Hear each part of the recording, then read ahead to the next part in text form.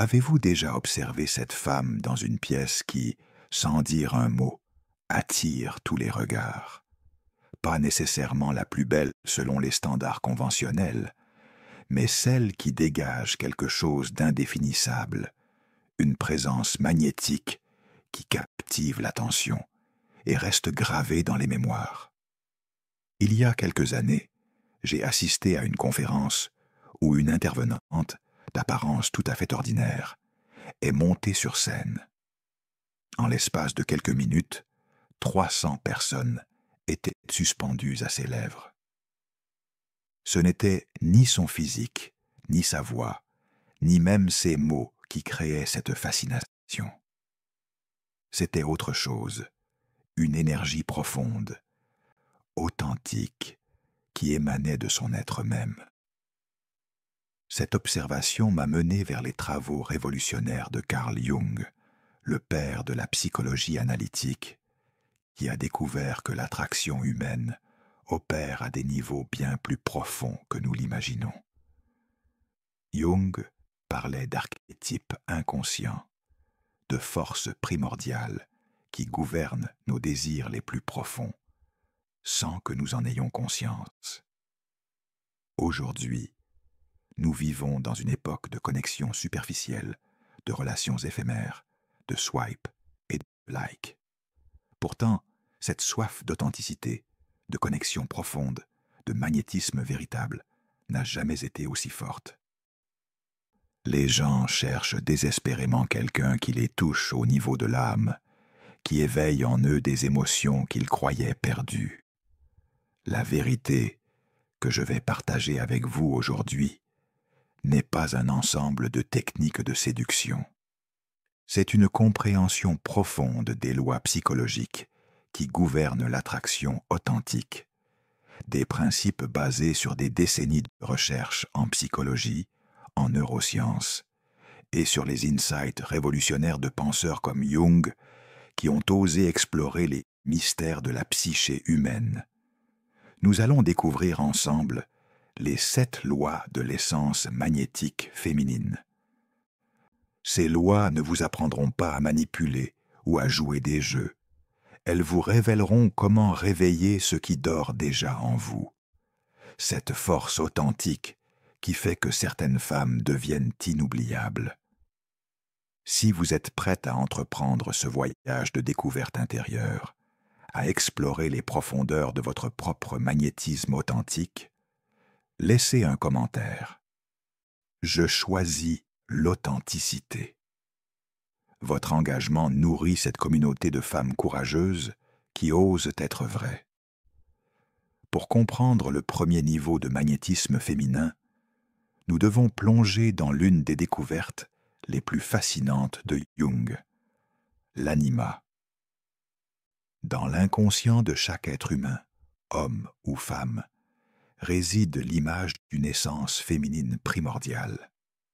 Ce n'est pas la femme idéalisée par Hollywood ou les magazines, mais quelque chose de bien plus ancien, de plus profond. L'anima représente tout ce que l'humanité a projeté sur le féminin depuis des millénaires, l'intuition, la créativité, la connexion émotionnelle, le mystère de la vie elle-même. Quand une femme incarne naturellement cet archétype, elle ne devient plus seulement un individu dans l'esprit de ceux qui la rencontrent, elle devient un symbole vivant, une porte d'accès vers des parties de l'âme que nous avons oubliées. Mais attention, et c'est crucial, Jung nous mettait en garde contre la projection inconsciente. Quand quelqu'un tombe amoureux de l'anima que vous incarnez, il peut ne pas vous voir réellement. Il peut aimer l'image qu'il projette sur vous, créant une relation basée sur l'illusion plutôt que sur la réalité. Comment l'anima se manifeste-t-elle authentiquement? D'abord, par une connexion profonde avec votre monde intérieur. Les femmes qui éveillent naturellement l'anima ont une riche vie émotionnelle qu'elles n'ont pas peur d'explorer. Elles ne censurent pas leurs émotions pour paraître faciles à vivre. Elles ressentent profondément la joie comme la tristesse, l'enthousiasme comme la mélancolie. Et cette gamme émotionnelle authentique fascine, car elle rappelle à ceux qui les rencontrent qu'il est possible de vivre intensément. Prenons l'exemple de Sarah, une artiste que j'ai rencontrée. Elle n'était pas ce qu'on appellerait conventionnellement belle, mais quand elle parlait de sa peinture, ses yeux s'illuminaient d'une passion si intense que personne ne pouvait détourner le regard. Elle n'avait pas peur de montrer sa vulnérabilité quand une œuvre ne fonctionnait pas, ni sa joie explosive quand elle découvrait une nouvelle technique. Cette authenticité émotionnelle la rendait magnétique. Ensuite, l'anima se manifeste par une certaine fluidité psychologique. Comme l'eau qui peut être brume, rivière ou océan, la femme qui incarne l'anima peut être douce et réceptive un moment, forte et déterminée le suivant, sans que cela soit de la manipulation. C'est l'expression naturelle de la complexité humaine. Les recherches en neurosciences nous montrent que notre cerveau est programmé pour remarquer la nouveauté, l'imprévu. Une personnalité monolithique, toujours identique, devient rapidement invisible à notre système nerveux. Mais une femme qui ose vivre toutes ses facettes éveille constamment l'attention et la curiosité. L'ombre de l'anima. Éviter les pièges. Jung parlait aussi de l'ombre de l'anima, quand cette énergie devient destructrice. Cela arrive quand une femme utilise son magnétisme naturel pour manipuler, séduire sans intention sincère, ou créer de la dépendance émotionnelle chez les autres. La différence cruciale est l'intention. Une femme qui incarne l'anima authentiquement ne cherche pas à créer de l'obsession ou de la dépendance. Elle vit simplement sa vérité émotionnelle, et si cela éveille quelque chose chez les autres, c'est un effet secondaire naturel, pas un objectif calculé. Pratique d'éveil de l'anima authentique. Chaque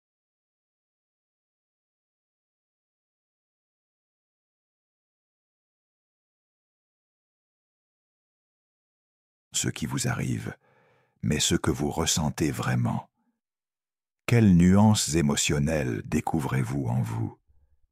Quelles contradictions acceptez-vous comme faisant partie de votre humanité? Cette pratique développe ce que Jung appelait la fonction transcendante, la capacité à intégrer les opposés en nous plutôt que de les rejeter. Et cette intégration, cette complétude psychologique, est l'essence même du magnétisme authentique. Si l'anima est la fondation archétypale du magnétisme féminin, le contraste émotionnel est son expression dynamique dans la réalité quotidienne. Cette loi repose sur un principe fondamental des neurosciences. Notre cerveau accorde son attention à ce qui bouge, change, surprend. Imaginez un paysage monochrome. Vos yeux glissent dessus sans s'arrêter. Maintenant, ajoutez-y une splash de couleur inattendue. Votre attention s'y fixe immédiatement. Le contraste émotionnel fonctionne de la même manière dans les interactions humaines. Qu'est-ce que le contraste émotionnel authentique? Ce n'est pas l'instabilité émotionnelle ou la volatilité toxique. C'est l'art de vivre pleinement votre gamme émotionnelle naturelle, sans vous auto-censurer pour paraître prévisible ou confortable. Jung écrivait « La rencontre de deux personnalités est comme le contact de deux substances chimiques. S'il y a une réaction, les deux sont transformés. Pour qu'il y ait réaction, il faut qu'il y ait du mouvement, de l'énergie, du contraste. Prenons un exemple concret. Vous êtes à un dîner entre amis. La conversation est légère, vous plaisantez, votre énergie est joyeuse et spontanée. Puis quelqu'un évoque un sujet qui vous touche profondément. peut-être une injustice sociale qui vous préoccupe. Votre ton change naturellement, votre regard s'approfondit et vous partagez quelque chose de sincère et réfléchi. Ce passage de la légèreté à la profondeur, vécu authentiquement, crée ce que les psychologues appellent un moment de résonance émotionnelle. Les personnes présentes sentent qu'elles viennent d'entrevoir une dimension plus profonde de qui vous êtes, et cela éveille leur curiosité et leur respect. La science derrière le contraste. Les recherches en psychologie comportementale montrent que les expériences à forte variance émotionnelle génèrent significativement plus de dopamine, le neurotransmetteur du plaisir et de l'attachement, que les interactions monotones. Dr. Helen Fisher, anthropologue renommée, a découvert que l'imprévisibilité émotionnelle, dans un cadre sain, active les mêmes circuits neuronaux que les premières phases de l'amour romantique. En d'autres termes, le contraste émotionnel authentique crée naturellement de l'attraction et de l'attachement. Mais attention, il y a une différence cruciale entre le contraste authentique et la manipulation émotionnelle. Le contraste authentique émane de votre vérité intérieure. Vous ressentez réellement ces émotions. La manipulation, elle, utilise des émotions artificielles pour obtenir une réaction. Les 4 dimensions du contraste émotionnel sain, l'intensité variée, parfois douce et contemplative, parfois passionnée et animée, la profondeur modulée, capable de légèreté comme de discussion profonde, la temporalité flexible, moment de rapidité et moment de lenteur réfléchie, l'énergie fluctuante, parfois énergique et extravertie, parfois calme et introspective, erreur commune à éviter. Beaucoup de femmes, dans leur désir d'être aimées, adoptent une personnalité monolithique qu'elles croient plus sûre. Toujours souriante, toujours d'accord, toujours positive. Cette stratégie fonctionne peut-être à court terme, mais elle devient rapidement ennuyeuse. D'autres tombent dans l'extrême opposé. Elles créent du drame artificiel, des montagnes russes émotionnelles toxiques, confondant contraste avec chaos. Cette approche repousse les personnes matures et attire souvent des relations dysfonctionnelles. Cultivez le contraste authentique. La clé réside dans l'acceptation de votre complexité naturelle. Nous sommes tous des êtres multidimensionnels. Plutôt que de lutter contre vos différentes facettes, apprenez à les embrasser comme des aspects légitimes de votre personnalité. Exercice pratique. Pendant une semaine, observez vos différents moi. Le moi du matin peut être contemplatif et calme. Le moi de l'après-midi énergique et social. Le moi du soir peut être créatif et rêveur. Au lieu de forcer une cohérence artificielle, laissez ces facettes s'exprimer naturellement dans vos interactions. Cette authenticité multidimensionnelle devient votre signature émotionnelle unique, quelque chose que personne d'autre ne peut reproduire parce qu'elle vient de votre essence même. Nous arrivons maintenant à ce que je considère comme la loi la plus puissante et la plus transformatrice, la souveraineté émotionnelle. Cette loi transcende l'attraction pour toucher à l'essence même de ce que signifie être une femme libre et entière. Jung écrivait « Le privilège d'une vie est de devenir qui vous êtes vraiment ». La souveraineté émotionnelle, c'est exactement cela. Devenir si complète en vous-même que votre bonheur, votre estime de soi et votre paix intérieure ne dépendent d'aucune validation externe. Qu'est-ce que la souveraineté émotionnelle ? c'est la capacité d'aimer intensément sans perdre votre centre, de désirer profondément sans devenir dépendante, de vous investir pleinement dans une relation, tout en restant une personne complète et autonome. Cette souveraineté ne vient pas de la froideur ou de l'indifférence, au contraire. Elle émane d'une richesse intérieure, si développée, que vous n'avez besoin de personne d'autre pour vous sentir entière. Laissez-moi vous raconter l'histoire de Marie, une femme de 34 ans que j'ai accompagnée. Quand nous nous sommes rencontrés, elle était dans une relation toxique avec un homme qui alternait entre affection excessive et rejet froid. Marie passait ses journées à analyser ses messages, à attendre ses appels, à adapter son humeur à ses réactions. Elle avait remis son bien-être émotionnel entre les mains de quelqu'un d'autre. Le processus de récupération de sa souveraineté émotionnelle a pris des mois. Nous avons travaillé sur ce que Jung appelait l'individuation, le processus de devenir un individu complet et indépendant.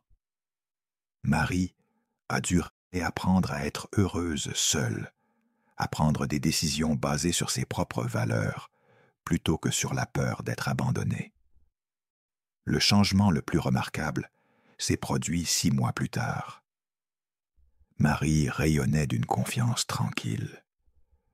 Elle avait terminé la relation toxique, mais plus important encore, elle avait développé une relation profonde et nourrissante avec elle-même. Ironiquement, c'est à ce moment-là qu'elle a rencontré son partenaire actuel, quelqu'un qui la respectait précisément parce qu'elle se respectait elle-même. Les piliers de la souveraineté émotionnelle. 1. L'autorégulation émotionnelle. C'est votre capacité à gérer vos états émotionnels sans dépendre d'autrui. Quand quelque chose vous blesse ou vous déçoit, vous ressentez l'émotion pleinement, mais elle ne vous définit pas et ne dicte pas vos actions. Exercice. La prochaine fois que vous vous sentez blessé par l'action de quelqu'un, avant de réagir, prenez 5 minutes pour respirer profondément et vous demander « Quelle est ma vérité dans cette situation ? Comment puis-je répondre depuis ma sagesse intérieure plutôt que depuis ma blessure ?» 2. L'indépendance fonctionnelle. Vous avez votre propre vie riche et épanouissante. Vos passions, vos amitiés, vos projets, vos rêves ne tournent pas autour d'une seule personne. Vous invitez les autres à rejoindre votre monde, plutôt que d'abandonner votre monde pour le leur. 3. La sélectivité relationnelle consciente. Vous choisissez délibérément qui mérite votre énergie émotionnelle. Vous n'êtes pas disponible pour tout le monde, tout le temps. Cette sélectivité n'est pas de l'arrogance, c'est de l'autoprotection consciente. La neuroscience de la souveraineté. Les recherches montrent que les personnes émotionnellement souveraines ont une activité plus équilibrée dans le cortex préfrontal, la zone du cerveau responsable de la régulation émotionnelle et de la prise de décision. Elles sont moins réactives au stress et récupèrent plus rapidement des déceptions. Plus fascinant encore, cette stabilité émotionnelle active ce que les psychologues appellent l'effet de rareté psychologique. Parce que vous n'êtes pas désespérément disponible, parce que votre bonheur ne dépend pas d'eux, les autres vous perçoivent comme plus précieuse, plus désirable. Souveraineté versus indépendance toxique. Il est crucial de distinguer la souveraineté émotionnelle de l'indépendance toxique. La souveraineté permet l'intimité. Vous pouvez vous ouvrir, être vulnérable, demander de l'aide quand vous en avez besoin.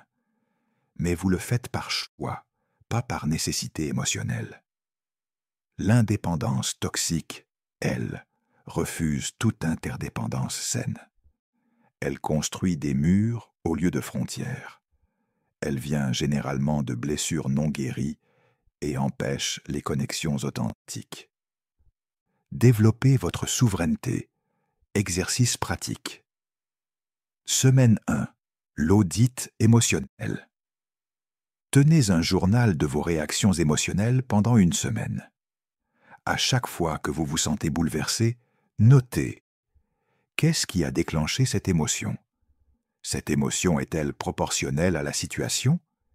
Que révèle-t-elle sur mes besoins non satisfaits? Semaine 2. La pratique de la solitude enrichissante. Passez au moins 2 heures par jour seul, sans distraction digitale. Redécouvrez le plaisir de votre propre compagnie. Lisez, méditez, créez, promenez-vous. Observez si vous ressentez de l'anxiété et travaillez à la transformer en curiosité sur vous-même. Semaine 3. L'établissement de frontières conscientes.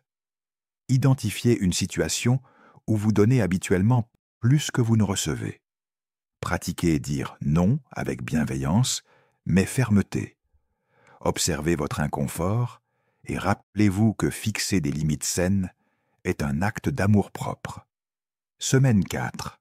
La célébration de vos accomplissements. Chaque soir, écrivez 3 choses que vous avez accomplies ce jour-là, même les plus petites. Cette pratique renforce votre reconnaissance de votre propre valeur, indépendamment de la validation externe. La souveraineté émotionnelle n'est pas une destination, mais un chemin. Certains jours, vous vous sentirez forte et centrée. D'autres jours, vous pourriez vaciller. L'important est de revenir constamment à votre centre, à cette vérité profonde que vous êtes complète en vous-même. Le mystère authentique est peut-être l'aspect le plus mal compris du magnétisme féminin.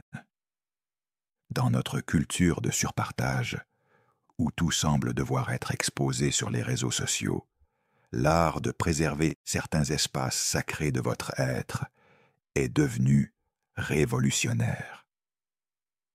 Jung parlait de la persona, le masque que nous portons dans nos interactions sociales, et du soi véritable qui demeure caché dans les profondeurs de notre psyché. Le mystère authentique ne consiste pas à créer une persona artificielle pour manipuler les autres. Il s'agit de protéger consciemment les aspects les plus profonds et les plus vulnérables de votre être, en les révélant progressivement à ceux qui ont mérité cette intimité. La psychologie de la projection. Quand nous ne comprenons pas entièrement quelqu'un, notre cerveau ne reste pas passif. Il remplit automatiquement les blancs avec nos propres désirs, fantasmes et projections.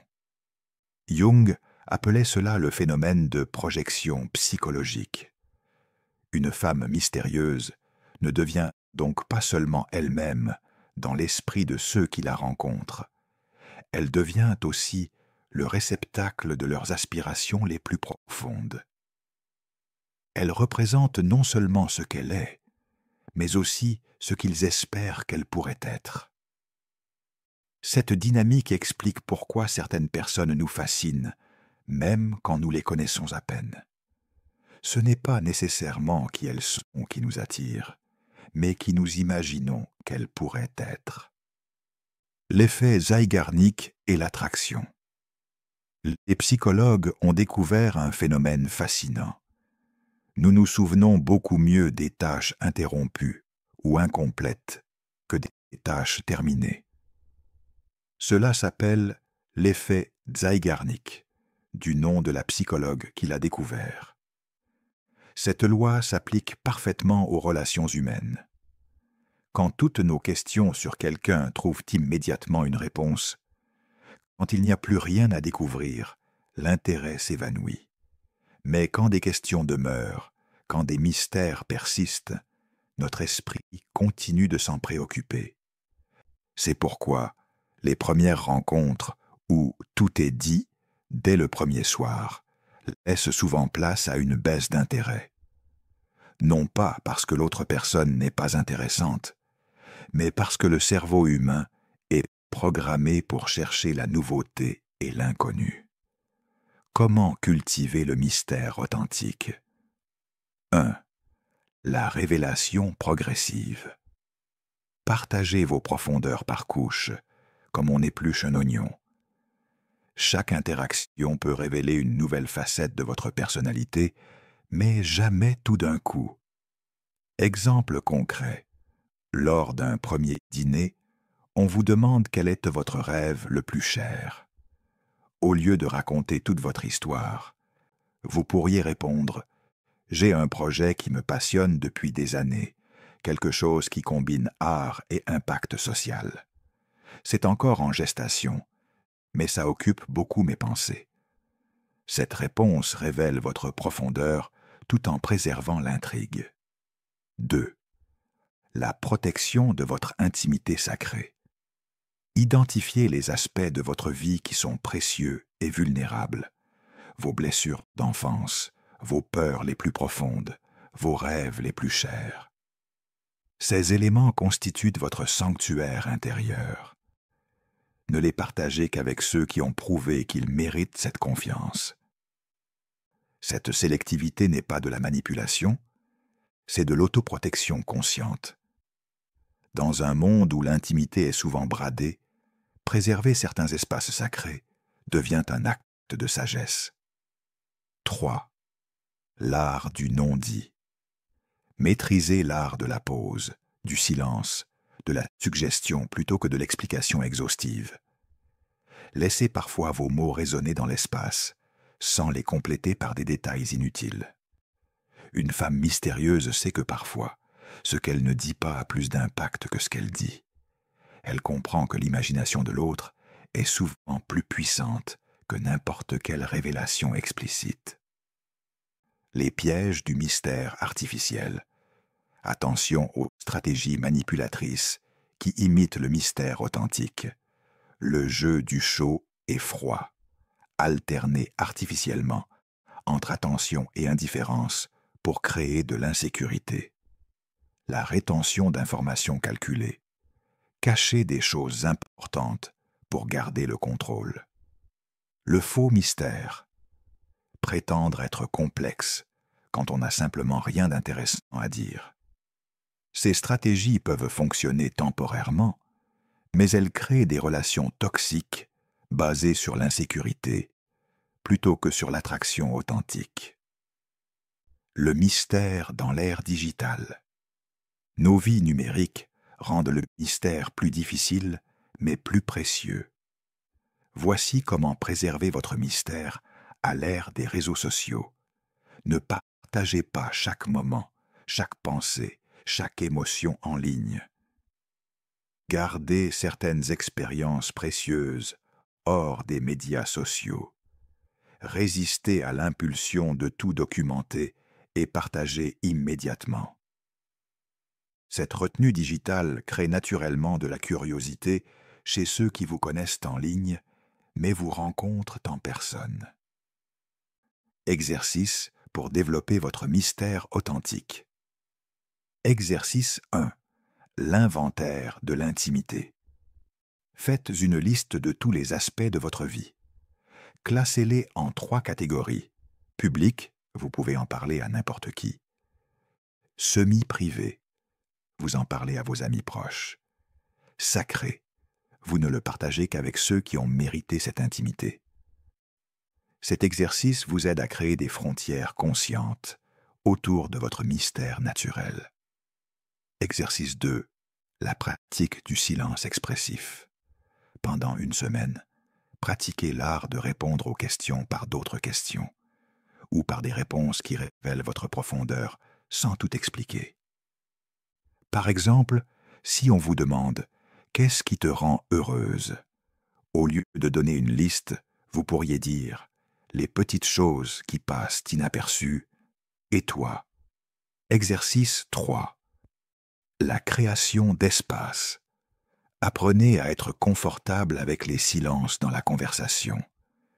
Résistez à l'impulsion de remplir chaque pause avec des mots. Parfois, le silence en dit plus long que n'importe quel discours. Le mystère authentique n'est pas un jeu ou une stratégie.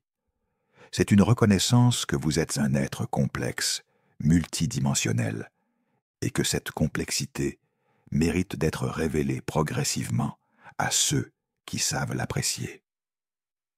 Dans un monde de surexposition, votre capacité à préserver certains espaces sacrés devient votre plus grand atout. Nous arrivons maintenant à une loi qui transforme complètement la dynamique de l'attraction, la capacité à être profondément heureuse par vous-même. Cette joie intrinsèque crée un paradoxe fascinant. Plus vous êtes épanoui sans les autres, plus les autres sont attirés vers vous. Jung écrivait « La chose la plus terrifiante est de s'accepter complètement. Mais quand une femme y parvient, quand elle n'a plus besoin des autres pour confirmer sa valeur, son intelligence ou sa beauté, elle dégage une énergie magnétique naturelle impossible à reproduire artificiellement. L'énergie de la plénitude. Imaginez deux femmes lors d'une soirée. La première passe sa soirée à vérifier si elle reçoit l'attention qu'elle mérite, à analyser chaque regard, chaque sourire. Son énergie est tendue, cherchant constamment la validation. La seconde est là, présente, profitant genuinement de la musique, de la conversation, du moment. Elle rit authentiquement, s'intéresse sincèrement aux autres, rayonne d'une joie simple d'être vivante. Laquelle de ces deux femmes remarquez-vous? Laquelle vous donne envie de la connaître davantage? La joie intrinsèque agit comme un aimant émotionnel parce qu'elle est rare dans notre société anxieuse et en quête perpétuelle de validation. Les gens sont naturellement attirés vers ceux qui semblent avoir trouvé un secret qu'ils recherchent encore. La neuroscience de la joie authentique. Les recherches en neurosciences montrent que les personnes qui dégagent une joie authentique activent les neurones miroirs de leur entourage. En d'autres termes, votre bonheur génuine devient littéralement contagieux. Les autres se sentent mieux en votre présence sans même comprendre pourquoi. Dr. Barbara Fredrickson, psychologue à l'Université de Caroline du Nord, a découvert que les émotions positives authentiques créent ce qu'elle appelle des spirales ascendantes. Elles génèrent plus d'émotions positives chez soi et chez les autres, créant un cycle vertueux d'attraction et de connexion. Mais attention, il y a une différence fondamentale entre la joie authentique et la positivité toxique. La joie authentique n'ignore pas la complexité de la vie. Elle coexiste avec la tristesse, l'incertitude, la vulnérabilité. La positivité toxique, elle, nie les émotions difficiles et crée une façade artificielle. Les composantes de la joie intrinsèque 1. La présence dans le moment. Les femmes magnétiques savent savourer les petits plaisirs de la vie. Elles ne sont pas toujours en train de chercher ailleurs le bonheur qu'elles pourraient vivre maintenant. Exemple, vous préparez votre café du matin. Au lieu de le faire machinalement, en pensant aux tâches de la journée, vous sentez l'arôme, savourez la chaleur de la tasse dans vos mains, appréciez ce moment de calme avant que la journée commence. Cette présence transforme un acte ordinaire en moment de joie. 2. L'autocompassion. Vous vous traitez avec la même gentillesse que vous accorderiez à votre meilleur ami. Quand vous faites une erreur, au lieu de vous critiquer impitoyablement, vous vous dites « C'est humain de faire des erreurs. Que puis-je apprendre de cette expérience ?» Cette autocompassion crée une stabilité émotionnelle intérieure qui libère de l'énergie pour la joie, plutôt que pour l'autocritique constante. 3. La connexion avec vos valeurs profondes.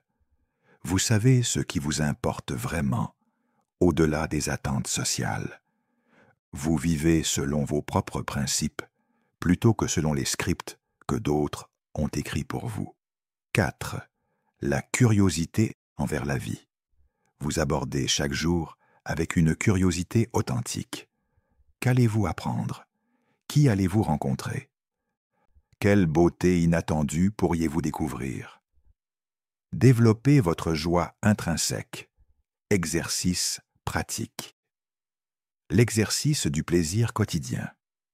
Chaque jour, identifiez 3 moments où vous avez ressenti un plaisir authentique, même bref. Cela peut être le goût de votre thé, un rayon de soleil sur votre visage, un sourire échangé avec un étranger. Écrivez-les le soir. Cette pratique entraîne votre cerveau à remarquer les sources naturelles de joie. La pratique de la gratitude spécifique. Au lieu de dire « je suis reconnaissante pour ma famille », soyez spécifique.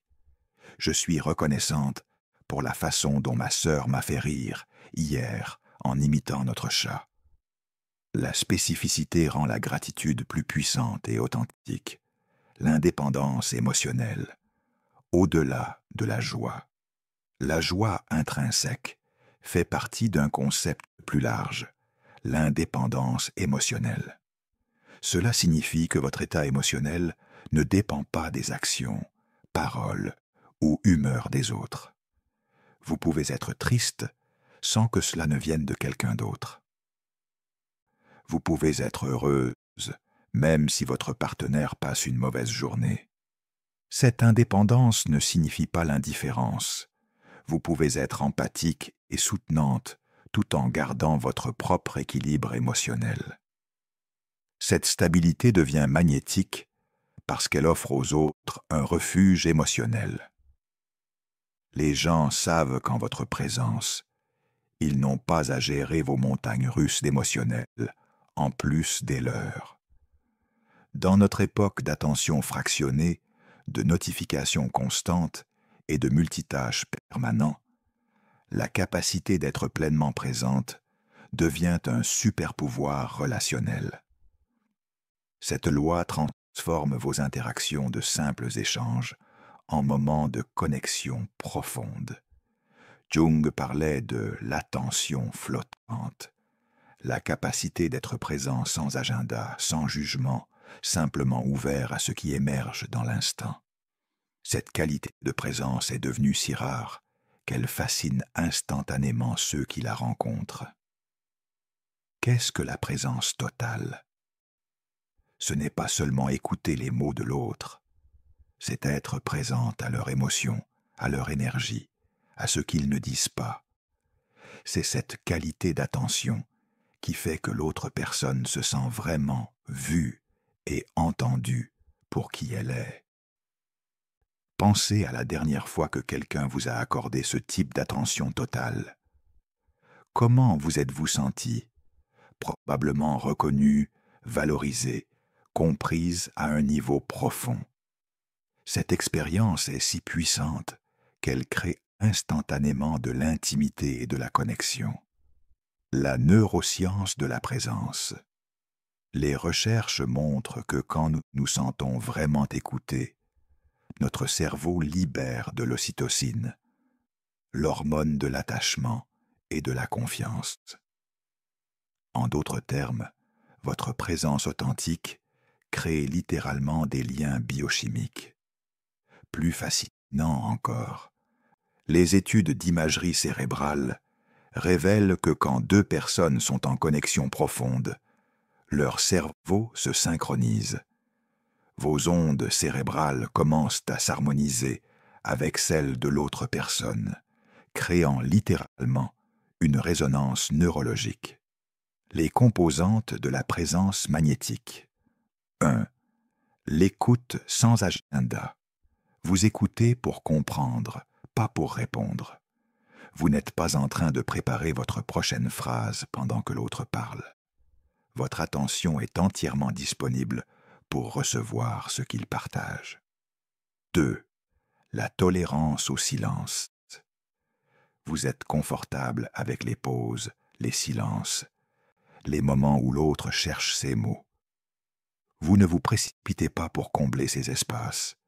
Vous permettez à l'émotion et à la réflexion de prendre leur temps. 3. L'empathie sans conseil automatique. Quand quelqu'un partage une difficulté, votre première impulsion n'est pas de donner des conseils ou de relativiser. Vous permettez d'abord à leurs émotions d'être entendues et validées. 4. La présence corporelle. Votre corps est détendu, ouvert, orienté vers la personne. Vous n'êtes pas distraite par votre téléphone, l'environnement ou vos propres pensées anxieuses. L'art de l'écoute sacrée. Il y a une différence entre entendre et écouter sacrément. L'écoute sacrée traite les paroles de l'autre comme précieuses, dignes de votre attention totale. C'est reconnaître que quand quelqu'un partage quelque chose d'authentique avec vous, il vous offre un cadeau. Cette qualité d'écoute transforme les conversations ordinaires en moments de connexion profonde. Les gens repartent de vos interactions en se sentant plus clairs, plus compris, plus vivants. Exemple pratique. Un ami vous confie ses incertitudes professionnelles. Au lieu de répondre immédiatement par « tu devrais faire ceci » ou « moi aussi j'ai vécu ça », vous pourriez dire « j'entends que cette incertitude te pèse vraiment. Comment ça se ressent pour toi au quotidien ?» Cette réponse montre que vous écoutez vraiment et invitez une exploration plus profonde. Les obstacles à la présence. 1. L'anxiété sociale. Quand vous êtes préoccupé par l'impression que vous donnez, vous n'êtes pas disponible pour être présente à l'autre. L'antidote est la pratique de la curiosité authentique. Être plus intéressé par l'autre que inquiète de vous-même. 2. Le besoin de performer. Le sentiment que vous devez être intéressante, drôle ou impressionnante vous déconnecte du moment présent. Rappelez-vous que votre présence authentique est déjà un cadeau. 3. L'impatience émotionnelle. Le désir de réparer rapidement l'inconfort de l'autre plutôt que de le laisser s'exprimer pleinement. Parfois, être témoin de la douleur de quelqu'un est plus guérisseur que tout conseil. Développez votre présence. Exercice. Méditation de présence relationnelle. Chaque jour, choisissez une interaction, même brève, où vous vous engagez à être totalement présente. Cela peut être avec le caissier, un collègue, un ami. Observez la différence dans la qualité de l'échange. Pratique du silence conscient. Dans vos conversations, comptez mentalement jusqu'à 3 avant de répondre après que l'autre personne a fini de parler. Cet espace permet de s'assurer qu'ils ont vraiment terminé et vous donne le temps de réfléchir à une réponse authentique. L'exercice du miroir émotionnel. Pratiquez refléter l'émotion que vous percevez. J'entends de la tristesse dans ta voix. Ou tu sembles vraiment excité par ce projet. Cette validation émotionnelle crée une intimité immédiate. La présence totale ne se développe pas du jour au lendemain. C'est une pratique qui s'affine avec le temps. Mais même vos premiers efforts seront remarqués et appréciés, parce que cette qualité d'attention est si rare dans notre monde distrait. Nous arrivons à la loi finale, peut-être la plus délicate à maîtriser, l'art de ne pas être constamment disponible. Cette loi repose sur un principe psychologique fondamental. Nous valorisons ce qui est rare, incertain ou difficile à obtenir. Jung parlait du pendule de l'esprit qui oscille entre sens et non-sens, certitude et mystère. Les humains sont naturellement attirés non pas par ce qui est rationnel et prévisible, mais par ce qui fait vaciller leur imagination et éveille leur curiosité. Le piège de la disponibilité constante. Dans notre société hyperconnectée, beaucoup de femmes tombent dans le piège de la disponibilité totale. Elles répondent immédiatement aux messages, sont toujours libres quand on les invite, adaptent constamment leur emploi du temps aux désirs des autres. Cette disponibilité, bien qu'elle vienne souvent d'un cœur généreux, crée paradoxalement moins d'attraction. Quand quelque chose est toujours accessible, notre cerveau lui accorde moins de valeur. C'est un biais cognitif profond. La rareté génère la désirabilité. La psychologie de la rareté. Robert Cialdini, dans ses recherches sur la persuasion, a démontré que le principe de rareté est l'un des déclencheurs les plus puissants de l'action humaine. Nous voulons davantage ce que nous percevons comme limité, exclusif ou difficile à obtenir. Dans les relations, cela se traduit par un phénomène fascinant. Plus vous êtes facile à avoir, moins vous êtes désiré.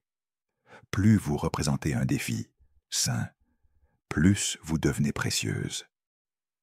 Rareté authentique versus manipulation. Il est crucial de distinguer la rareté authentique des jeux manipulateurs.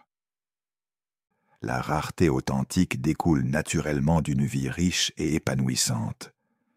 Vous n'êtes pas toujours disponible parce que vous avez vos propres passions, amitiés, projets et priorités. La manipulation, elle, crée artificiellement de la rareté pour provoquer l'insécurité. C'est ignorer délibérément quelqu'un, jouer au chaud et froid, ou créer du drame pour maintenir l'attention. Comment cultiver la rareté authentique? 1. Développer une vie riche indépendamment. Vos hobbies, amitiés, projets professionnels et croissance personnelle ne s'arrêtent pas quand vous rencontrez quelqu'un d'intéressant. Vous invitez les autres à rejoindre votre monde déjà riche, plutôt que de faire d'eux votre monde entier. 2. Respectez vos propres priorités. Si vous aviez prévu une soirée de lecture et qu'on vous propose une sortie de dernière minute, il est parfois sain de dire « J'avais prévu autre chose ce soir, mais on pourrait se voir demain ou ce week-end. » Cette réponse communique que votre temps a de la valeur et que vous ne l'accordez pas à la légère. 3. La temporalité de vos réponses. Vous n'avez pas besoin de répondre immédiatement à chaque message. Si quelqu'un vous écrit à 14 heures et que vous êtes occupé, il est parfaitement acceptable de répondre à 18 heures quand vous avez terminé vos activités. L'art de l'espacement émotionnel. L'espacement émotionnel ne signifie pas être froide ou distante. C'est créer un rythme naturel dans vos interactions qui permet à l'anticipation et à la curiosité de se développer. Pensez à vos chansons préférées. Elles ont des crescendo et des diminuendo, des moments intenses et des pauses. Cette variabilité crée l'émotion et l'intérêt. Il en va de même pour vos interactions relationnelles. Exemple concret d'espacement sain. Parfois, vous initiez la conversation. Parfois, vous laissez l'autre le faire. Vous alternez entre des échanges profonds et des communications plus légères. Vous êtes parfois très disponible pour une soirée ensemble, parfois occupé par vos propres projets. Vous partagez tantôt beaucoup de votre journée, tantôt vous gardez certaines expériences pour vous. Cette variabilité naturelle maintient l'intérêt et évite la routine émotionnelle. L'effet de la privation intermittente. Les psychologues comportementaux ont découvert que la privation intermittente crée plus d'attachement que la disponibilité constante. C'est le même principe qui rend les jeux vidéo addictifs. Les récompenses sont imprévisibles plutôt que constantes. Appliquées aux relations, cela signifie que des moments d'intensité émotionnelle, suivis de périodes de distance naturelle, créent plus d'attachement que la présence constante. Les erreurs communes. 1. La disponibilité totale par peur de perdre l'autre. Beaucoup de femmes, par peur d'être abandonnées, deviennent hyper disponibles. Cette stratégie se retourne souvent contre elles, créant une dynamique de prise pour acquis. 2. L'espacement manipulateur. À l'opposé, certaines créent artificiellement de la distance pour garder le contrôle. Cette approche crée des relations toxiques basées sur l'insécurité. 3. L'inconsistance émotionnelle. Confondre espacement sain avec imprévisibilité émotionnelle. L'espacement concerne votre disponibilité pratique, pas votre stabilité émotionnelle. Développez votre rareté authentique. Semaine 1. Auditez votre disponibilité. Observez pendant une semaine à quelle fréquence vous dites oui immédiatement aux invitations. À quelle vitesse vous répondez aux messages. Combien de fois vous adaptez votre emploi du temps aux demandes des autres. Semaine 2. Créez des zones sacrées. Identifiez des moments de votre semaine qui vous appartiennent exclusivement. Cela peut être votre routine matinale, une soirée par semaine dédiée à vos hobbies ou votre temps de sport. Protégez ces moments. Semaine 3. Pratiquez les réponses différées. Avant de répondre « oui » automatiquement à une invitation ou une demande, prenez l'habitude de dire « laisse-moi vérifier mon agenda et je te reviens ». Cette pause vous permet de réfléchir consciemment à vos priorités. Semaine 4. Cultivez vos propres initiations. Au lieu de toujours réagir aux invitations des autres, prenez l'initiative d'organiser des activités qui vous plaisent et invitez les autres à vous rejoindre. L'équilibre délicat. La rareté stratégique authentique demande un équilibre délicat. Vous voulez être suffisamment accessible pour créer de la connexion, mais suffisamment rare pour maintenir la valeur et l'intérêt. Le secret réside dans l'authenticité de votre approche. Quand votre rareté découle naturellement d'une vie riche et équilibrée, elle attire les bonnes personnes, celles qui respectent votre autonomie et valorisent le temps que vous leur accordez. Nous voici arrivés au terme de ce voyage, à travers les 7 lois de l'essence magnétique féminine. Mais comme Jung nous le rappelait, la véritable transformation ne vient pas de la compréhension intellectuelle, elle émerge de l'intégration profonde et de la pratique authentique. La synthèse des 7 lois. Ces lois ne sont pas des techniques isolées à appliquer mécaniquement.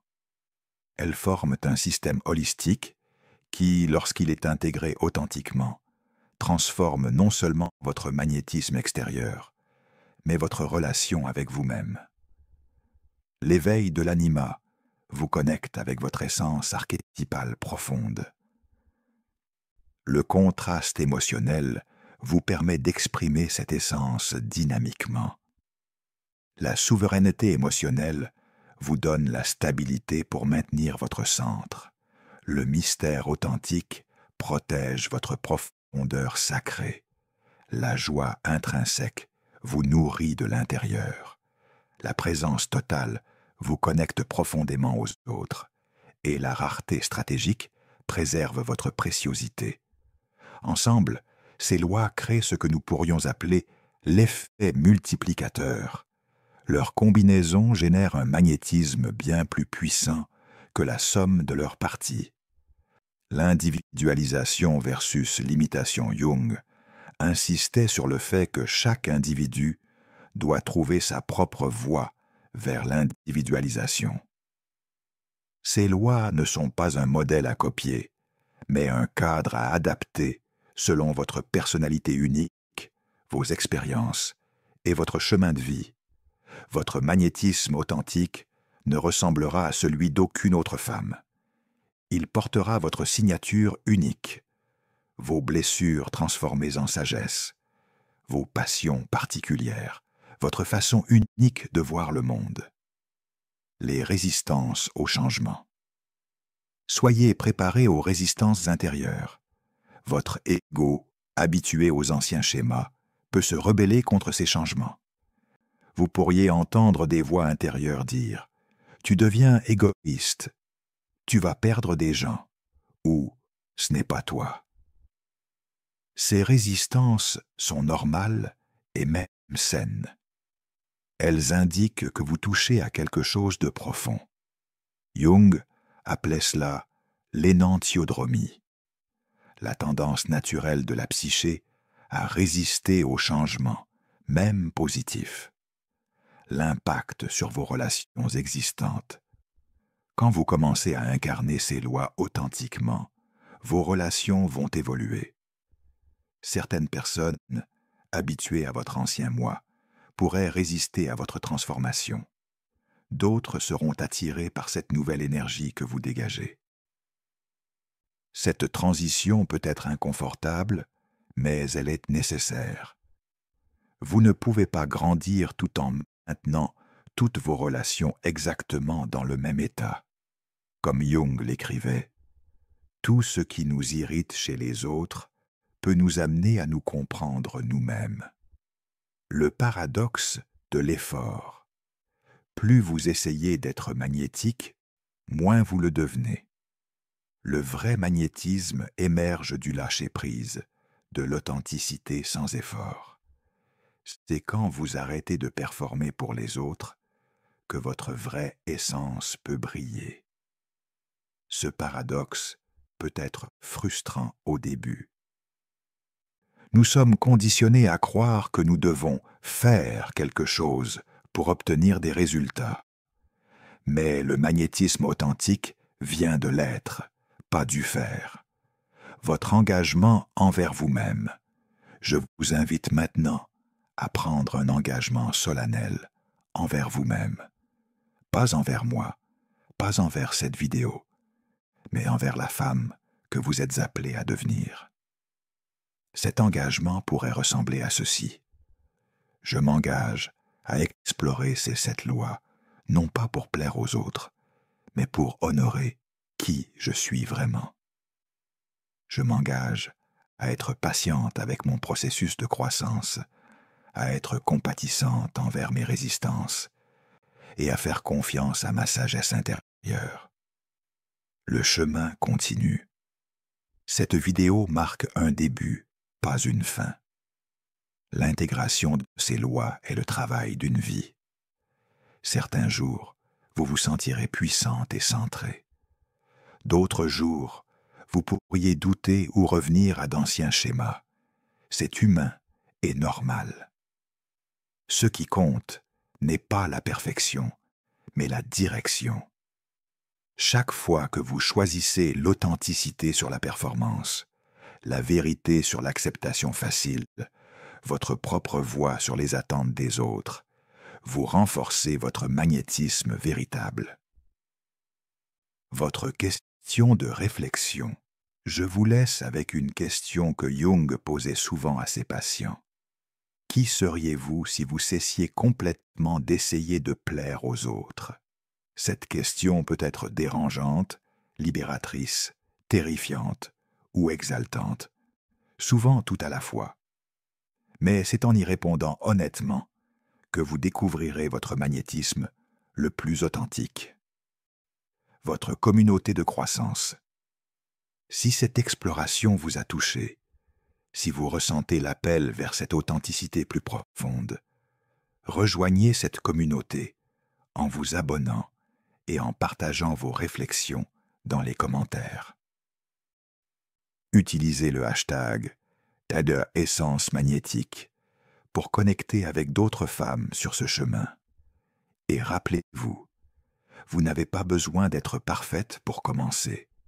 Vous avez juste besoin d'être vrai. Comme Jung l'a écrit dans ces dernières années, le privilège d'une vie est de devenir qui vous êtes vraiment. Ce privilège vous attend. Il n'a toujours attendu que votre permission pour s'épanouir. Merci de m'avoir accompagné dans ce voyage. Maintenant, allez rayonner votre magnétisme authentique dans le monde. Le monde a besoin de votre vraie lumière.